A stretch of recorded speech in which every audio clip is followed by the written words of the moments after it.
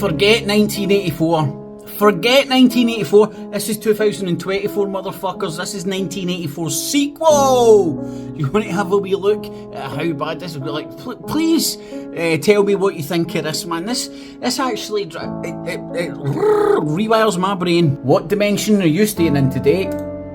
Well, the Institute for the Study of War, which is a military analysis organisation, has been assessing the Russian offensive campaign since the start of the war in Ukraine. And joining us now is Carolina Hurd, who's deputy lead of the Institute's Russia team. And thank you very much for being with us. And I think you... My God, she must be what? What age do you think she is? 19, 20, if that? You're finding, in a nutshell, in recent days, is that Russian forces are moving faster and making faster progress than they have pretty much since any time since the start of the war. And I just wondered if you could talk us through that and what it means for Ukraine. That's almost, in fact, it's not almost, that is verbatim one of the headlines that I shared this morning. Verbatim. Yes, absolutely, Ben. As you've identified, this is a really critical point in the war because Russians are advancing quicker and more successfully than they really have been for the entirety of 2024 and for most of 2023 as well. We're seeing about a 35-kilometer long front line in western Donetsk Oblast, eastern Ukraine, between a settlement called Hurakove and then down to the settlement that you named, Velika Novosilka. And we've seen Russian forces advancing on this 35-ish kilometer long front line over the past week, faster than we've seen in a while. And the way that they're doing this is actually very interesting because instead of attacking Ukrainian frontal positions head on and having to deal with the constraints in maneuver and infantry warfare that they're facing, we've actually seen Russian forces basically pursue envelopments of Ukrainian positions along this front line. So basically identifying where Ukrainian positions are weak, where Ukrainian forces are weak, and trying to encircle that position and force Ukrainian troops. What geniuses! Oh my God! These guys need to go in mastermind. 35 kilometer front. Should we attack them where they're strong or attack them when they're weak? Give this girl a gold fucking star, man. It took you all your 20, 21, 22, if that, years to figure that fucking... Well, this girl's a genius. Man, she should go back in time and tell Napoleon this shit, and we all might be speaking French.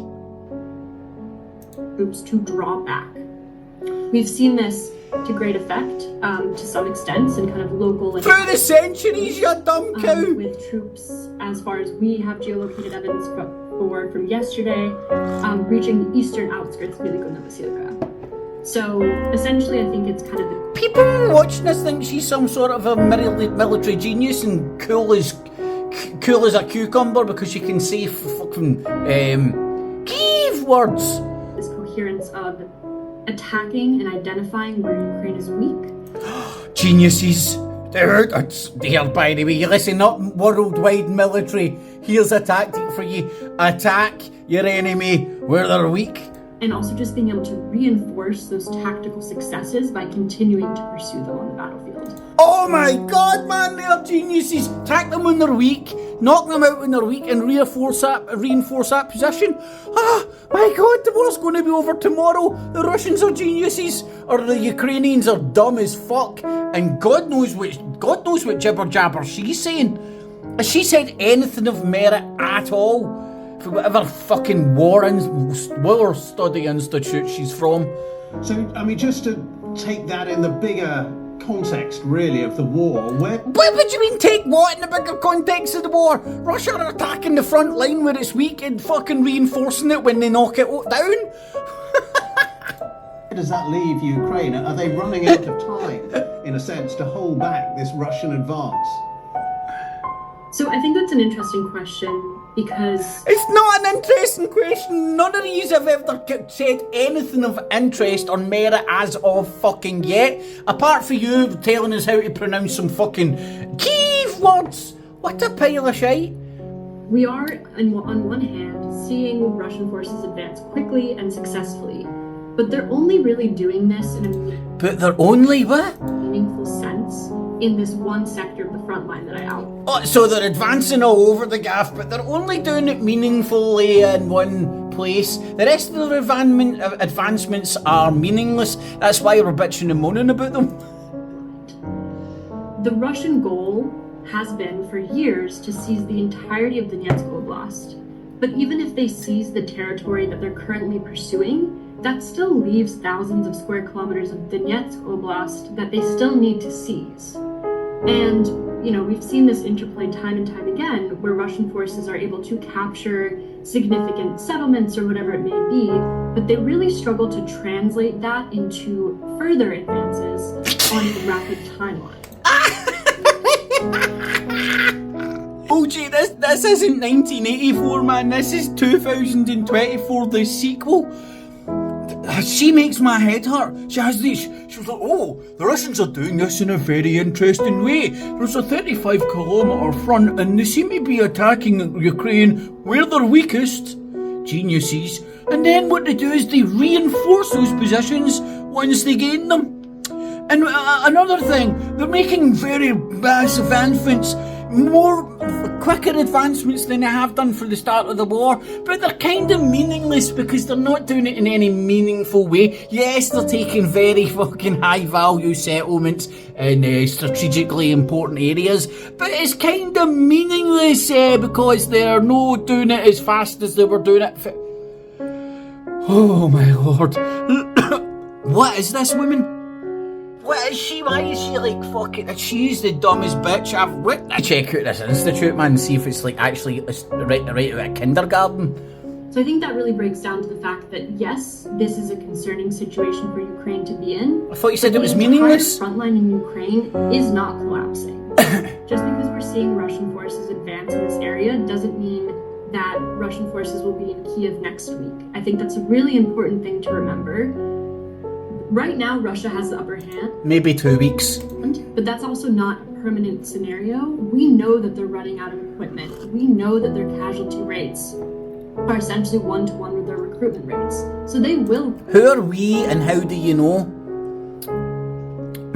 ...run out of personnel at some point. That is an interesting question. Who are we when you're spouting all this piss? You talking about your institute? Everybody, who are you talking about, we, and how do you know? So it's this very tenuous spot that Ukraine is in right now, but it does not portend the collapse of Ukraine's war effort. Pretend? Fucking hell, series of Yankee Doodle dances. I don't know if she is a dumb. Does it, no offence, Hen. Russia's victory is imminent in any meaningful way. And of course, so this ground that Russia are making and all that, man, does he really mean it? And that's why, obviously, we're worried about it, and Ukraine are in a bit of a predicament at the moment. I wish I could say Ukrainian words as good as her, but it's no meaningful way. That must be the party line, you know what I mean? They're winning, but in no meaningful way. Recently, a few months ago, we saw that Ukrainian counterattack in Kursk, an incursion into Russian territory, capturing... They invaded another country, well in order. Russian territory. With hindsight, do you think that was perhaps a strategic mistake by the Ukrainians, where they could have used those forces to bolster up these areas that you've been talking about, where they've the weak areas, or was that perhaps a strategic masterstroke? So I think... What was it, Hen? Come on, tell us in a meaningful way. Still too ingrained in the Kursk operation to be able to tell its long-term significance. It's long term. Not as long term, but it's long term. And then we got to think about the long term. And then we got to think about the long term. Fucking hell. Put me next to these people, man, and give me a better vocabulary and dial down the Glaswegian. I would fucking have these people in twisting their melon, man. But I will say that we know that the Kursk incursion has drawn significant amounts of Russian manpower off of the front line in Ukraine. So much so that they're advancing. They've drawn so much manpower away from the front line. You're sitting there bitching and moaning about them making advances, not in a meaningful way, of course, by attacking Kiev's weak spots because they've got weak spots because they fucking put troops in Kiev. You can't make this. This is twisting my melon, man. I need to get out of here soon. Hurry up, get rid of this bitch Oblast. I can say too, hen. More elite airborne formations or naval infantry formations that were either pursuing offensive operations or pursuing defensive operations within Ukraine. They basically stretched out. No offence, I prefer my war analysis with trousers. The Russian force structure a little bit, started applying pressure on Russia domestically.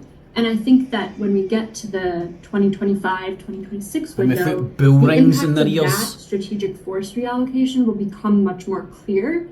I think it's a little bit hard to tell in this exact moment because it's still fluid. Right, get rid of here. Well, thank you so much for your analysis. Fascinating. Your analysis? Caroline. What analysis? Oh, the Russians are attacking Kiev's fucking front line at their weak spots. It's very interesting, you know. I heard there from the Institute for the Study of War. Thank you very The much. Institute for the Study of War. That must be some Jesus sandal wearing fucking backward hippies. Very much for being with us.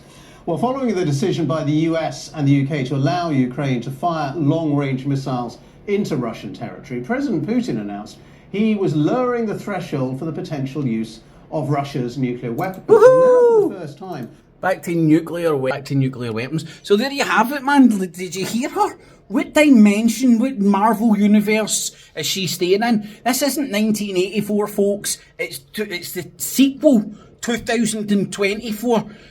That hurt my head there. Yes, Russia are making breakthroughs in a very interesting way. Very interesting. They seem to be assessing Ukraine's front line and hitting them where they're weak. At the weak spots because they had to divert a lot of troops up north to that Kursk region to try and invade Russia. And then Russia went, oh, hold on, that's leaving them a bit weak in areas we can now fucking pierce through. But don't worry what they're doing. And it's very interesting, do you know what they're doing?